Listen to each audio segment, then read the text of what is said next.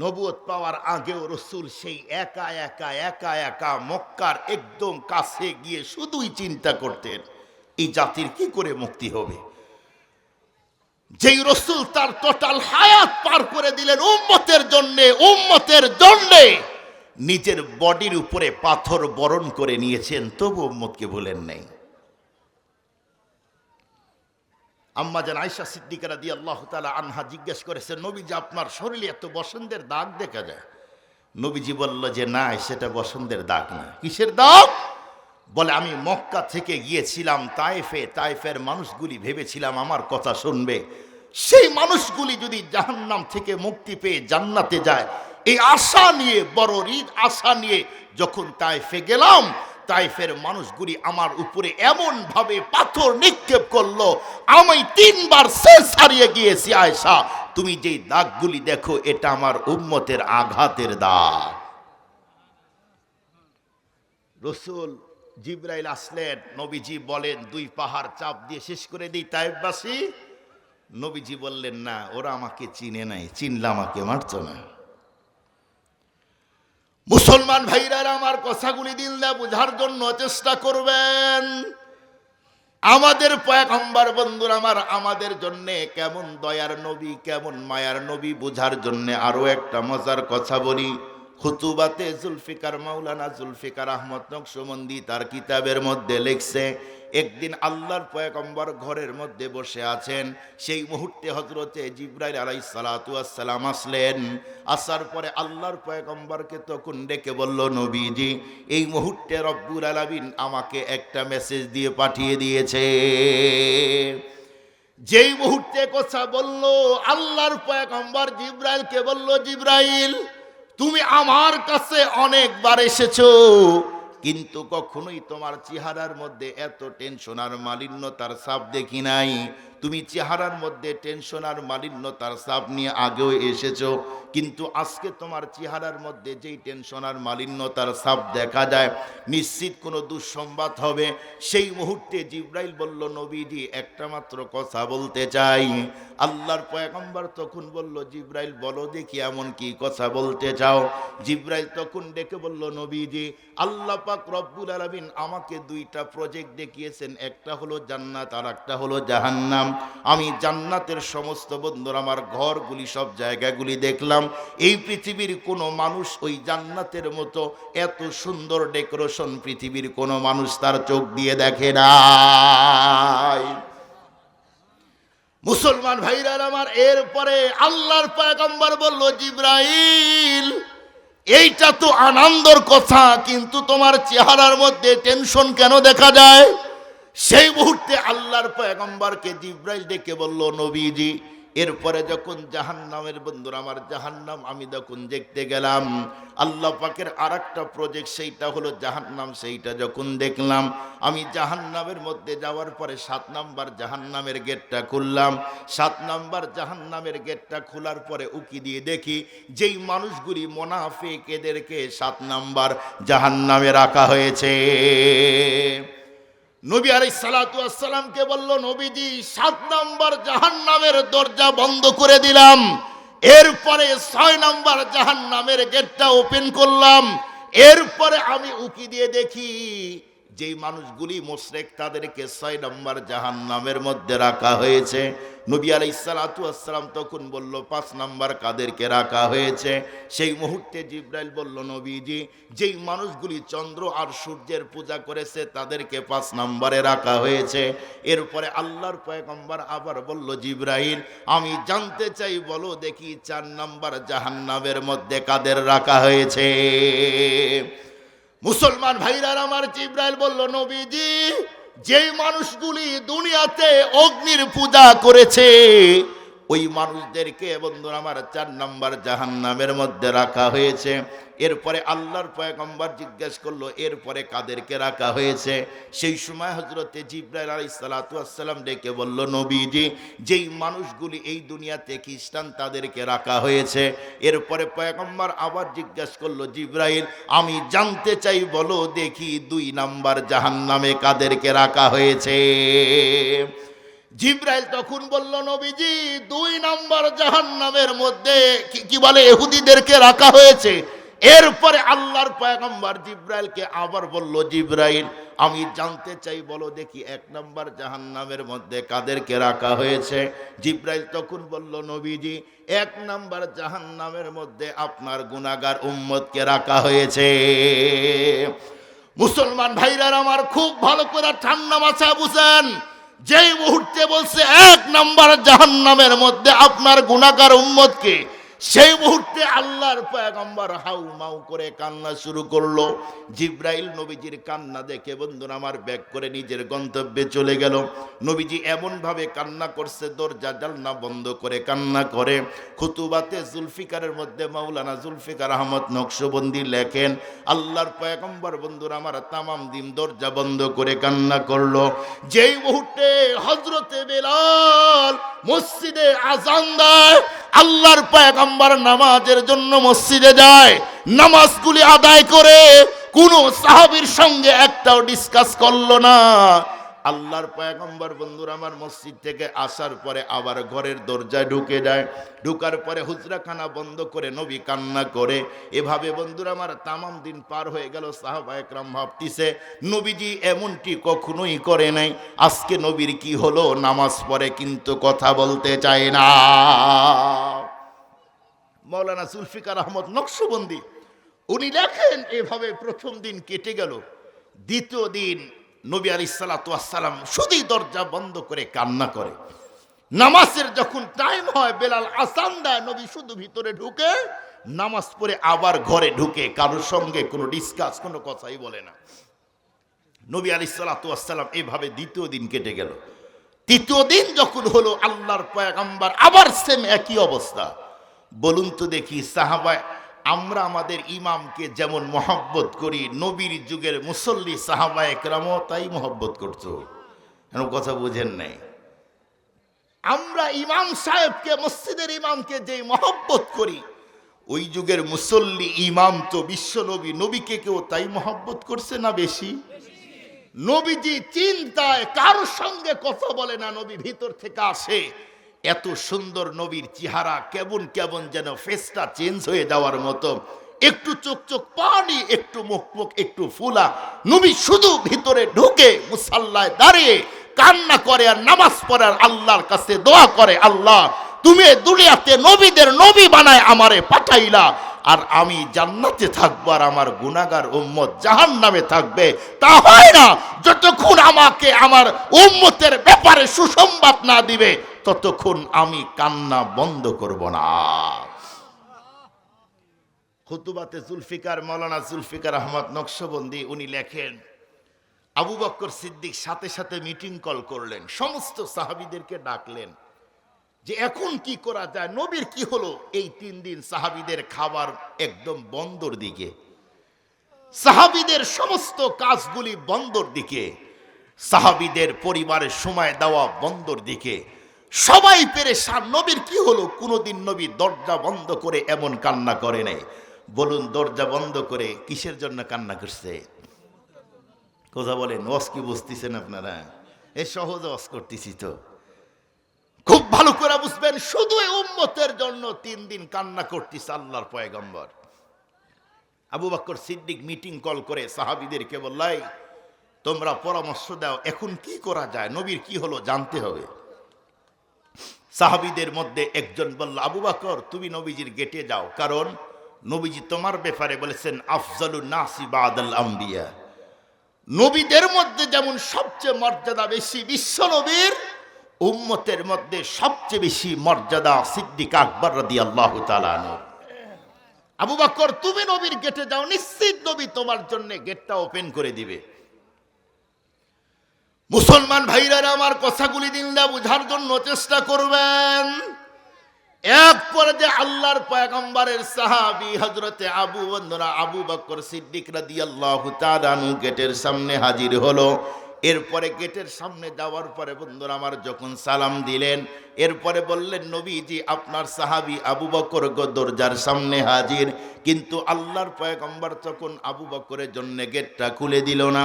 দ্বিতীয় নাম্বার যখন সালাম দিলেন, বললেন, নবী আমি আবু বকর গেটে আসছি। কিন্তু নবীজি দ্বিতীয়বার তার জন্য গেটটা খুলে দিল না। তৃতীয়বার যখন সালাম দিলেন, নবীজি গেটটা খুলে দিল না। সিদ্দিক আকবর চোখের মধ্যে পানি নিয়ে ব্যাক করে এসে তখন ডেকে বলল, ওমর, নবীজি আমার জন্য কোনো অবস্থাতেই গেটটা খুলল না। সিদ্দিক আকবর তখন ফারুক আজম ওমরে ফারুকের হাত ধরে ডেকে বলল, উমর, এই মুহূর্তেই তুমি যাও, নিশ্চিত নবীজি তোমার জন্য গেটটা খুলে দিবে। ফারুক আজম বন্ধুরা আমার অনেক আশা নিয়ে যখন নবীজির গেটের সামনে হাজির হলো, এক পর্যায়ে যখন বন্ধুরা আমার দরজার মধ্যে আওয়াজ দেয় কিন্তু গেটটা খুলে দেয় না। দ্বিতীয় নাম্বার যখন সালাম দিলেন গেটটা খুলে দেয় না। ফারুক আজম তৃতীয় নাম্বার সালাম দিলেন কিন্তু গেটটা খুলে দেয় না। ফারুক আজমের হৃদয়টা তখন যেন ভেঙ্গে টুকরা টুকরা হয়ে যায়। ফারুক আজম সেখান থেকে চোখের মধ্যে পানি নিয়ে আবু বকরকে ডেকে বলল, আবু বকর, নবীজি তোমার জন্য যেমন গেটটা খুলে নাই, আমার জন্যেও খুলে নাই, এখন কি করবে বলো, কি করা যায়? সিদ্দিক আকবর তখন ওসমানের হাত ধরে ডেকে বলল, ওসমান তুমি এখন যাও। ওসমান তখন ডেকে বলল, আবু বকর তোমার জন্য নবী গেট খুলে নাই, ফারুক আজমের জন্য গেট খুলে নাই, আমার মন বলে আমি ওসমান আমার জন্য গেট খুলবে না। এক পর্যায়ে আল্লাহর পয়গম্বরের সাহাবী আবু বকর ডেকে বলল, ওসমান আমার মন বলে তুমি গেলেই গেটটা খুলে দিবে, কারণ নবী তোমাকে মহাব্বত করে। হযরতে ওসমান রাদিয়াল্লাহু তাআলা যখন গেটে গেল গেটটা খুলল না। এরপরে আবার সালাম দিলেন, গেটটা খুলল না। তৃতীয়বার যখন সালাম দেয় বন্ধুরা আমার গেটটা খুলে দেয় না। এরপরে ওসমান চোখের মধ্যে পানি নিয়ে ছোট্ট বাচ্চার মতো হাউমাউ করে কান্না করছে। আবু বকরকে জড়িয়ে ধরে বলল, আবু বকর তুমি গেলে নবী গেট খুললো না, ওমর গেল নবীজি গেট খুললো না, আমিও গেলাম নবীজি গেট খুললো না। না জানি নবীজির এমন কোনো দুর্ঘটনা ঘটেছে, এই কারণে আল্লাহর পয়গম্বর 3 দিন দরজা বন্ধ করে কান্না করে। সেই মুহূর্তে বন্ধুরা আমার আবু বকর ডেকে বলল, এই সালমান, এই মুহূর্তেই তুমি আমার সামনে হাজির হও। এক পর্যায়ে হযরতে সালমান ফারসি রাদিয়াল্লাহু তাআলা আনহু সালমানকে তখন ডেকে বলল, সালমান, নবীজি তোমার ব্যাপারে বলছে তুমি তো নবীর পরিবারের লোক, এই মুহূর্তে তুমি যাও, তোমার জন্য গেটটা খুলে দিবে। সালমান ফারসিও গেলেন, নবীজি বন্ধুরা আমার তার জন্য গেটটা খুলে দেয় না। মুসলমান ভাইরা আমার আবু বকর আলীকে বলল, আলী এবার তুমি যাও। সেই মুহূর্তে হযরত আলী বলল, না না না, কোনো অবস্থাতে আমার জন্য নবীজি গেটটা খুলে দিবে না। এক পর্যায়ে হযরতে আলী রাদিয়াল্লাহু তাআলা আনহু তখন ডেকে বলল, নবীজি গেটটা খুলবে, আমার কাছে একটা বুদ্ধি আছে। আবু বকর জড়িয়ে ধরে বলল, আলী বলো না এমন কি বুদ্ধি? সেই মুহূর্তে বলল, নবীজি একজনকে খুব বেশি মহাব্বত করে, তিনি হলেন আমার স্ত্রী হযরতে ফাতেমা। আল্লাহু আকবার বলেন, আল্লাহু আকবার। ফাতেমা রাদিয়াল্লাহু তাআলা আনহার কাছে সবাই ধরে বলল, যাও যাও তুমি একটু ফাতেমাকে ডাক দাও। সমস্ত সাহাবীর চেহারার মধ্যে টেনশন আর মালিন্যতার ছাপ, সবার হৃদয় ভেঙ্গে টুকরা টুকরা হয়ে যায়। যেই সাহাবীগুলি নবীকে একদিন না দেখলে নিজেকে কন্ট্রোল করতে পারে না, ওই সাহাবীগুলি নবীকে 3 দিন দেখতে পারে নাই, তাদের কি অবস্থা? আমাদের দেশের কত মুরিদ আছে, তার পীরকে দেখতে না পারলে হৃদয় যেমন ভেঙ্গে টুকরা টুকরা হয়ে যায়। এই পীরের মর্যাদা বেড়েছে তো নবীর কারণে, ওই নবীকে না দেখতে পেরে সাহাবীদের কি অবস্থা এবার ভাবেন। সম্মানিত উপস্থিতি, ফাতেমা রাদিয়াল্লাহু তাআলা আনহা আসলেন। আসার পরে কি বলে, হযরত আলী আসলেন, ফাতেমাকে ডাকলো, ফাতেমা আমার কাছে আসো। কি হয়েছে, আপনার চেহারা এমন কেন? নবীজি ফাতেমাকে কাছে কি বলে, হযরত আলী কাছে বসায় নিয়ে বলল, ফাতেমা, নবীজি 3 দিন দরজা বন্ধ করে কান্না করতেছে, তুমি কি জানো? বলুন তো দেখি, যাদের ছেলে আছে মেয়েও আছে, বাবাকে সবচেয়ে বেশি মহব্বত করে কে? একটু কথা বলেন। মেয়ে যখন শুনছে যে বাবা 3 দিন দরজা বন্ধ করে কান্না করছে, ফাতেমাও তখন কান্না কোনোভাবেই তারে আলী থামাইতে পারে না। খুতবাতে জুলফিকার পরে দেখেন টোটাল কথা ওখানে আছে। আমি একটাও বানিয়ে বলতেছি না।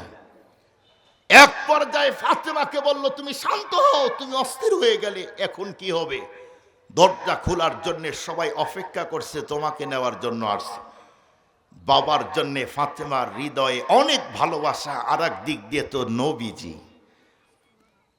ভিতরটা ভেঙ্গে টুকরা টুকরা হয়ে যাচ্ছে, কখন যাও আমি আব্বুর কাছে।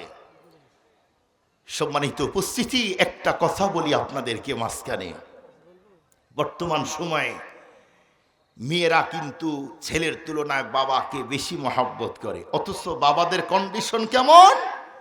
যদি মেয়ে হয় বাবা বেজার হয়, ছেলে হইলে অনেক খুশি হয়। কি ভাই ঠিক বললাম না? বললাম শোনা যায়? আমার কথা শোনা যায়? বুঝেন? এখন যে মেয়েটা তার বাবাকে অনেক বেশি ভালোবাসে, আর বাবাদের কন্ডিশন, মেয়ে হইলেই মন বেজার, ছেলে হইলেই খুব খুশি, এটা তো জাহিলিয়াতের যুগের বাবাদের চরিত্র ছিল এটা। বাবারা মেয়ে হইলে লজ্জা পাইত, বাবারা মেয়ে হইলে লজ্জা পাইত, এটা জাহিলি যুগে, বর্তমানেও তাই। তিনটা যদি কন্যা হয় স্ত্রীকে আলটিমেটাম দেয়, এইবার যদি ছেলে না হয় তোর 1 2 3 তোর মার্কস বলে। কি বলে না বলেন? বাস্তবতা যেটা সেটাই বললাম। ছেলে আর মেয়ে হওয়ার তো ক্ষমতা কি, ছেলে আর মেয়ে দেওয়ার ক্ষমতা তো স্ত্রীরও নাই, স্বামীরও নাই, দয়াল বাবার তো আগেই নাই। দয়াল বাবার তো সন্তানই নাই, ও তো নিজেই পায় নাই, আপনারে দিবে কি? বুঝেন নেই মনে হয় আমার কথা। বদলু রশিদের নাম শুনছেন? বগুড়া কাহালু নাম শুনছেন, চিনেন তারে? ও এখানে আস। উনি বলেন যে উনার 3টা না 4টা মনে হয় মেয়ে, ওনার জামাইয়ের বাসা আর আমার বাসা একদম সাথে, মাঝে মাঝে হুজুরের সাথে দেখা হয়। তো এক হজের মধ্যে আমি শুনলাম এক লোক এসে হুজুরকে বলতেছে, হুজুর আমার জন্য দোয়া করবেন, আল্লাহ যেন ছেলে দেয়। টাকা দিয়ে চলে গেছে। হুজুর ডাকছে, এদিকে এদিকে। কি হয়েছে হুজুর? বলে এই টাকা তুই নিয়ে যা। কেন হুজুর আপনি দোয়া করবেন? তুইও যা আমিও তাই। তার মানে বলে তোরও মেয়ে আমারও মেয়ে, আমি দোয়া করেই চেষ্টা করেই যদি আমার ছেলে না হয়, আমার দোয়া দিয়ে তোর হবে না, টাকা তুই নিয়ে যা। হুজুর তো আরো ভালো করে বলছে, আমি তো হুজুরের মতো বলতে পারলাম না। তার মানে ছেলে দেওয়া মেয়ে দেওয়ার ক্ষমতা কার? নাকি লালনের, নাকি ঘাইসা দেওয়ানের? কার বলেন, কার? তাহলে তিসিগালি দেন কেন? এবার রাগ করলেন? হ্যাঁ, তিসিগালি যান কেন বাবার দরবারে? ওই বাবার দরবারে গেলে তো ছেলেও পাওয়া যায় না, মেয়েও পাওয়া যায় না। ছেলে আর মেয়ে দেওয়ার মালিক একমাত্র আল্লাহ। সম্মানিত উপস্থিতি, মেয়ে হইলে রাগ করেন না। আরে নবীজি কি সুন্দর কথা বলছে। 3টা যদি মেয়ে হয়, নবী বলেন ওইটাকে সুশিক্ষা শিক্ষিত করে সঠিক পাত্রে পাত্রস্থ করলে, নবীজি বলেন সেই বাবা আমি নবীর সঙ্গে জান্নাতে থাকবে। যতগুলি জান্নাত আছে এর মধ্যে শ্রেষ্ঠ জান্নাত জান্নাতুল ফেরদাউস। ওই জান্নাতে সমস্ত নবীরা থাকবে, আমার নবীও থাকবে, ওই নবীর সাথে ওই জান্নাতে থাকবেন। বেজার হওয়ার কি? দেখবেন এদেশের অনেক বাবা আছে এমন, নিজের ছেলেকে বাড়ি দেয়, গাড়ি দেয়, দোকান দেয়, সব দেয়, আর মেয়েটারে নর্মাল জায়গা দেয়। আছে না নাই? মেয়েটার প্রতি এতই অবহেলা আপনার। আপনার স্ত্রী কি বিয়ে হওয়ার সময় লাল শাড়ি পরে এটা ভাড়া করে নিয়ে আসছে? এইটা তো আপনারই কন্যা, এইটা তো আপনার ছেলেও আপনার, মেয়েও আপনার। ছেলে যদি আপনার বাড়ি পায়, ভিটা পায়, দোকান পায়, অবশ্যই আপনার মেয়েটাও বাড়ি পায়, ভিটা পায়, দোকান পায়। আপনি যদি মেয়েটাকে ঠকায়া শুধুই ছেলেকে বাড়ি, দোকান, ভিটা লিখে দেন, ব্যাংক ব্যালেন্স, মির কারখানা, এগুলি যদি কি বলে ছেলেটাকে দিয়ে দেন, যতই নামাজ পড়েন, হজ করেন, যাকাত দেন, কন্যার হক নষ্ট করার কারণে আল্লাহর আদালতে দাঁড়াইতে হবে, সেই দিন কেউ বাঁচাইতে পারবে না। মেয়েটা যদি হয় ওই একবারে যেই জমির ধান হয় না, ওই জমির এক জায়গা দেয়। কি ভাই কথা ঠিক না? একদম এক কন্যারে নরমাল জায়গা দেয়। রুহুল আমিন যুক্তিবাদী একটা বক্তা আছে, এই রুহুল আমিন খুব হাসায় বগুড়ার। উনি বললেন আমাদের সিংড়া কোথায় যেন ওয়াজে এসে বলেছিল যে এক বাবা মেয়েটাকে ঠকানোর জন্য ধরে নেন সিংড়া বাস স্ট্যান্ডের কাছে, তখন জায়গার দাম ছিল না, একদম পুকুরের মধ্যে জায়গা দিয়েছে। হঠাৎ করে এই দিক দিয়ে উন্নত হাইওয়ে হয়ে গেছে, ছেলেদের যে ভিটা বাড়ি দোকান দিয়েছে উন্নতগুলা, ওইগুলার দাম বাড়ে নাই। বাবার ওই সম্পদ যেগুলি ছেলেকে দিয়েছে সবগুলা এক জায়গায় করলে যেই দাম, মেয়েটাকে পুকুরে যে জায়গা দিয়েছে উন্নত রাস্তার কাছে হওয়ার কারণে এখন তার চেয়ে 3 গুণ বেশি দাম। এখন ছেলেগুলো এসে আব্বারে বলে, আব্বা কি হইল? আব্বার এসে বলতেছে আব্বা এটা কি হইল? সব তো আর ভাগ্যেই গেল। ছেলেদেরকে বললো আমার তো কোনো দোষ নাই বাবা, তোমরা যা বলেছো আমি তাই করেছি, আমার মেয়েটাকে ঠকাইছিলাম কিন্তু আল্লাহ জিতায় দিয়েছে। বাবাদেরকে বলতে চাই মেয়েদের উপরে কখনোই জুলুম করবেন না, কখনোই জুলুম করবেন না।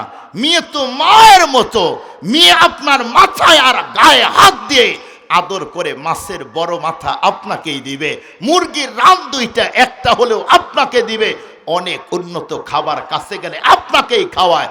আর ছেলে যারা আছে ওরা শুধু নিজের ধান্দা করে। বাস্তব কথা।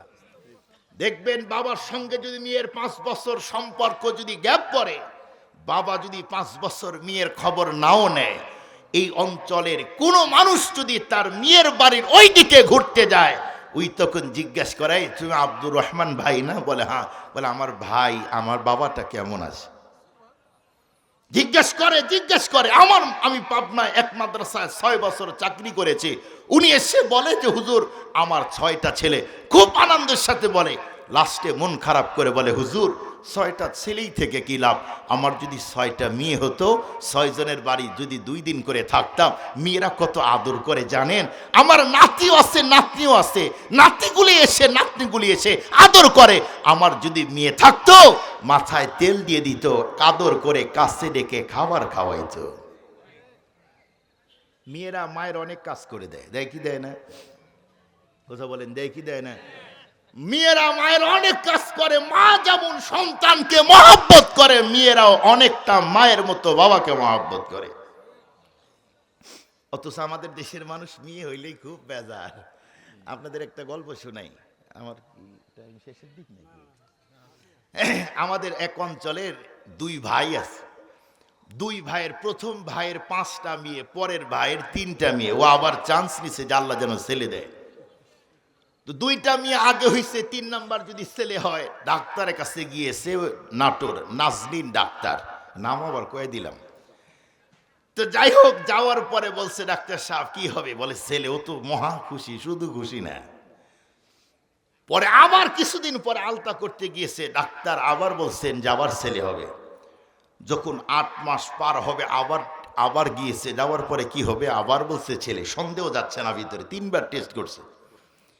যখন বলছে ছেলেও কইছে 3বার, যেহেতু এবার মিস হওয়ার সুযোগ নাই, ছেলে আমার হবে। খুব আনন্দ। আসার সময় প্রায় 20 কেজি মিষ্টি নিয়ে আসছে। আসার পরে ছেলে দুনিয়াতে আসেই নাই, ছেলের আনন্দের কারণে 20 কেজি মিষ্টি আত্মীয়দের মধ্যে বিতরণ করছে। আগে 2টা মেয়ে হয়েছে, একটা মিষ্টিও কাউকে দেয় নাই, ছেলে আসেই নাই, খাওয়াইছে। কিছুদিন পরে যখন ব্যথা, মেয়েটাকে কি বলে তার স্ত্রীকে যখন হসপিটালে নিলেন, সিজার করলো। সিজার করার পরে ওর ভিতরে তো আনন্দ, ছেলের মুখ দেখবো। নার্স এসে বলল ভাই আগে কি হয়েছে? বলে 2টা মেয়ে। বলে আবার? যখন বলছে যে আবার বিয়ে, ও তখন মেয়েকে স্পর্শ করে নাই। ওখান থেকে দৌড়ে আসছেন ডাক্তারের কাছে, আপনি কি বললেন? কি বলছি? 3বার আপনি বললেন ছেলে হবে, এই জন্য মিষ্টি খাওয়াইলাম, আর আপনি এখন বলতিস এখন আমার মেয়ে হইল কেন? ডক্টর বললে দেখো রিপোর্ট যা এসেছে আমি সেটাই বলেছি, সব ডাক্তারকে তুমি রিপোর্ট দাও, তবে মনে রেখো ভাই, ছেলে আর মেয়ে দেওয়ার মালিক ডাক্তার না, এটা দেওয়ার মালিক আল্লাহ। আল্লাহ। এই জন্য মেয়ে হলে স্ত্রীর উপরে জুলুম করেন না, ওর তো ক্ষমতায় না, ও তো একটা ছেলে চায়। আমার এক বড় আম্মা আছে, কয় যে বাবারে তুই যেখানেই থাকিস, আমার তো কোনো ছেলে নাই, 6টা 5টা মেয়ে, তুই এসে আমার জানাজার নামাজ পড়াবি। ও আফসোস করে বলে, যদি ছেলে থাকতো এক মুঠ মাটি দিত। আমি বলি, ও বড় মা, যদি ছেলে একটা থাকতো আর ওইটা যদি বাটপার হইতো ইন্টারন্যাশনাল, তখন কি করতেন? কয় না হোক, তাও তো ছেলে। ছেলের আশা করে অনেকেই, কিন্তু মেয়ে হলে বেজার হওয়ার কোনো সুযোগ নাই। মুসলমান ভাইরা আমার কথাগুলি দিল না বুঝার জন্য চেষ্টা করবেন। এক পর্যায়ে হযরতে ফাতেমা রাদিয়াল্লাহু তাআলা আনহা বন্ধুরা আমার সেই সময় আলীর সঙ্গে রওনা দিলেন। যাইতে যাইতে বন্ধুরা আমার চোখের পানিগুলো একবার বন্ধুরা আমার মুছে আবার যায়। বাবার জন্য বন্ধুরা আমার কান্না করে ভারাক্রান্ত হৃদয় নিয়ে যখন চলতিছে, এক পর্যায়ে ফাতেমা রাদিয়াল্লাহু তাআলা আনহা বন্ধুরা আমার যখন গেটের সামনে গিয়েছে, এরপরে গেটের মধ্যে আওয়াজ দেওয়ার সঙ্গে সঙ্গে বিশ্বনবী বুঝতে পেরেছে আমার কলিজার টুকরা মা ফাতেমা এসেছে। ও মুসলমান, খুব ভালো করে ঠান্ডা মাথায় বুঝবেন, নবীজি নিজের কন্যাকে মা বলে ডাকতো, কারণ নবীজি অনেক আদর করে সোহাগ করে নিজের মেয়েকে মা বলে ডাকতো। ওই যে নবীজি মা বলছে, আমাদের দেশের অনেক আলেম অনেক মুসল্লি আছে এমন, নবীজি মা বলছে, ওরাও বন্ধুরা আমার এখন মা বলে মা ফাতেমা। কিন্তু মনে রাখবেন, ফাতেমা রাদিয়াল্লাহু তাআলা আনহাকে কোনো অবস্থাতেই বন্ধুরা আমার মা বলার কোনো সুযোগ নাই। কোরআনুল কারীমের মধ্যে আসছে, আমাদের নবীজির কি বলে, নবীজির স্ত্রী আমাদের মা হয়। নবীজির মা বন্ধু আমার স্ত্রী যদি মা হয়, বলুন তো দেখি তার কন্যাও কি আমাদের জন্য মা হয়? একটু কথা বলেন। তিনি আমাদের বোন হয়। হযরতে ফাতেমা রাদিয়াল্লাহু তাআলা আনহা বন্ধুরা আমার যখন আওয়াজ দিলেন, নবীজি বুঝতে পেরেছে আমার মা আমার ফাতেমা আসছে। আল্লাহর পয়গম্বর বন্ধুরা আমার তখন গেটটা খুলে দেয়। এক পর্যায়ে ফাতেমাকে যখন ঘরের মধ্যে নবী ঢুকায় নিল, এরপরে দরজা জানলা বন্ধুরা আমার আবার বন্ধ করে ফাতেমা তখন বলল, আব্বু আপনার চেহারা কেমন করে ফেলেছেন? কান্না করতে করতে চোখ আর মুখটা ফুলে গেল। এভাবে আপনি দরজা বন্ধ করে 3 দিন কান্না করছেন কেন? এ কথা বলতেই তখন বন্ধুরা আমার ফাতেমা বলল, আব্বু আপনার কি বাবার কথা মনে হয়েছে, এজন্যই কি আপনি কান্না করছেন? নবীজি তখন বলল, মা বাবার কথা মনে পড়ে কান্না করি না। তাহলে কি আপনার মা আমেনা আমার দাদির কথা মনে পড়েছে? আল্লাহর পয়গম্বর তখন বলল, না মা, তোমার মা কি বলে, তোমার দাদি আমার মা আমেনার কথাও মনে পড়ে নাই। এরপরে আল্লাহর পয়গম্বরের বন্ধুরা আমার কন্যা ফাতেমা ডেকে বলল, আব্বু তাহলে কি আমার মা খাদিজাতুল কুবরা রাদিয়াল্লাহু তাআলা আনহা তার কথা মনে পড়ছে? সেই মুহূর্তে আল্লাহর পয়গম্বর ডেকে বলল, মা গো, তোমার মায়ের কথা মনে পড়েও আমি কান্না করি না। সেই মুহূর্তে ডেকে বলল, আব্বু তাহলে কান্না করছেন কেন?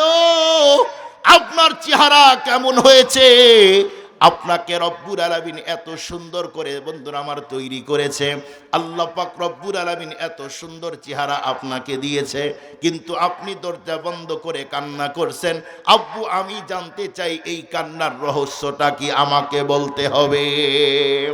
যেই মুহূর্তে বলছে, আব্বু আমি জানতে চাই কান্না করছেন কেন, এক পর্যায়ে ফাতেমাকে বিশ্ব নবী ডেকে বলল, মা আমি কান্না করছি, এর কারণ হলো আমার কাছে জিবরাইল আসার পরে আল্লাহ পাকের 2টা প্রজেক্ট, জান্নাত আর জাহান্নামের তামাম কথাগুলি শোনায় দিয়েছে। মা আমার কাছে জিবরাইল বলল, আমার গুনাহগার উম্মত নাকি জাহান্নামের মধ্যে যাবে। যেই মুহূর্তে বলছে আমার গুনাহগার উম্মত 1 নম্বর জাহান্নামের মধ্যে পড়বে, মাগো আমার মনে হওয়ার পরে দিলটা ভেঙে টুকরা টুকরা হয়ে গেল। রব্বুল আলামিন আমাকে নবীদের নবী বানাইলো, সমস্ত বন্ধুরা আমার মাখলুকাতের নবী বানাইলো। আল্লাহ পাক রব্বুল আলামিন আমাকে কুল কায়নাতের জন্য, পুরা বন্ধুরা আমার জগতের জন্য আল্লাহ পাক আমাকে রহমতের নবী বানাইলো। আর আমার উম্মতগুলি জাহান্নামের মধ্যে থাকবে, আমি নবী হিসাবে কখনোই এটা মানতে পারি না। আল্লাহু আকবার বলেন, আল্লাহু আকবার। নবীজি কান্না করতেছে উম্মতের জন্য। কোন উম্মতের জন্য? যেই উম্মত এখন ধর্ষণ করে,